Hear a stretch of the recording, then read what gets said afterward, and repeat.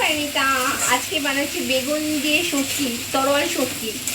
তো এখন আমি শুটকি মাছগুলোকে আগে গরম জলে ফুটিয়ে নিয়েছিলাম, আদা রসুন পেঁয়াজ কাঁচা লঙ্কা দিয়ে শুটকিগুলোকে এই মশলার সাথে করছি। আর এই যে এখন দেবো লঙ্কার গুঁড়ো, হলুদের গুঁড়ো, আর বেগুনগুলো ভেজে আমি রেখে দিয়েছিলাম, দেখতে পাচ্ছ। তোমরা বেগুন দিয়ে একবার শুটকি মাছ খেয়ে দেখবে, আর স্কিপ করবে না, তাহলে মিস করবে কী কী দিলাম।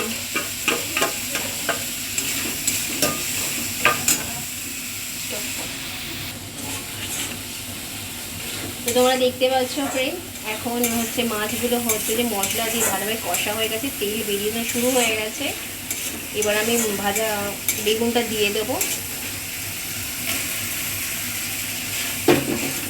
তোমরা এইভাবে করে খেয়ে দেখবে, আমাকে কমেন্ট করে জানাবে, আর আমার পেজটা ফলো করবে, লাইক শেয়ার কমেন্ট করতে ভুলবে না।